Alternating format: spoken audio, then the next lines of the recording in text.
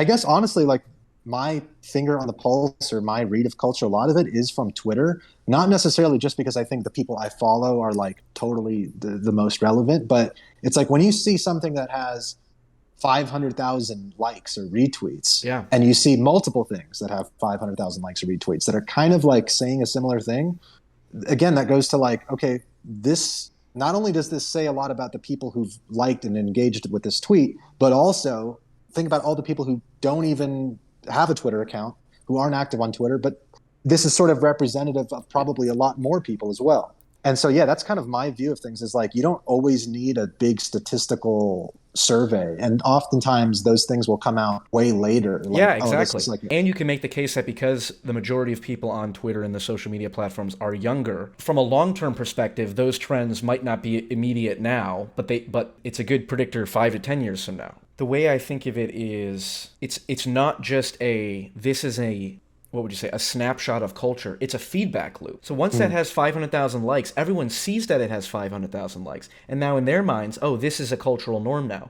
Oh, it's, everyone has their pronouns in their bio. Oh, that's just normal now. It doesn't matter what your opinions are. You're just seeing it kind of around you. And the rate at which these ideas propagate are just at an unprecedented rate. TikTok. It's like TikTok is a window into the collective unconscious, I think. It's like mm, it's directly because it's not just first off, you're not searching for anything. You can choose who to follow, but your For You page is often people who you don't follow.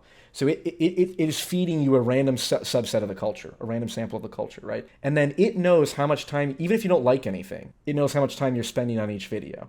And then if you like it, it gives feedback. So the process of consumption is also a process of production, right? Because it's saying, oh, mm-hmm. you've consumed this, so now we're going to privilege content that's similar to this. And then if you start to upload content, it does the same thing. So it is this self-propagating reflection of like the collective unconscious, and that's how I view social media. And it's like I don't know. Again, to just brush that off as it's TikTok, it's just dancing. Is like it just seems Yeah, no, normal. I think that's brilliant. I think that's how I view it too. What I'm curious, this is like very meta, I guess now, but Sure. I wonder how many people, I feel like more people are starting to view it that way, whereas maybe previously more people would just be very dismissive of it. But I think more Right. people are kind of coming around to seeing the significance of this and how, like you said, it is like a reflection of the collective unconscious. Because yeah, I believe that too, and I think that's the more. I think if you have that view of it, you start to see the real like gravity of these platforms and how how impactful they are and how they're driving. I think they're basically serving as well, sort of like a channel, that controls the way culture is going. And like I Right. think about time periods a lot, like the '60s or the '90s,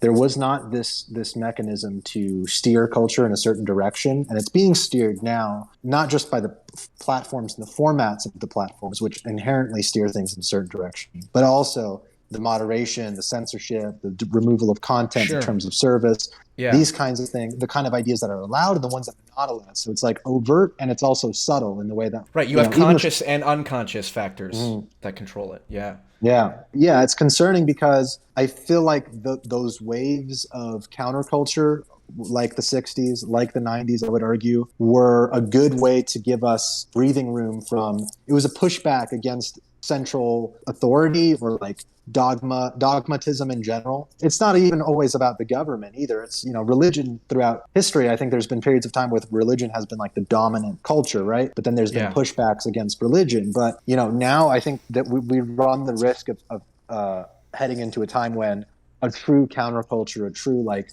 renaissance or pushback against certain things is becoming more and more difficult. But that's back to the Sneeko thing. Is like I think the way around the way now to do that, to foster that, is just through like organic connections between creators, because they have a lot of influence themselves. So even if the algorithm doesn't necessarily drive Sneeko's videos to Destiny's videos, but if Sneeko decides now I want to collaborate with Destiny, well, you're sort of creating the algorithm now. You're Right. creating the cultural Right. shift. So that, in a way, that gives me, I guess, hope. Or like we still have. I don't think it's too late in that sense, because people can still choose who they want to talk with, who they want to make connections with, and some of those connections can have really big reverberations.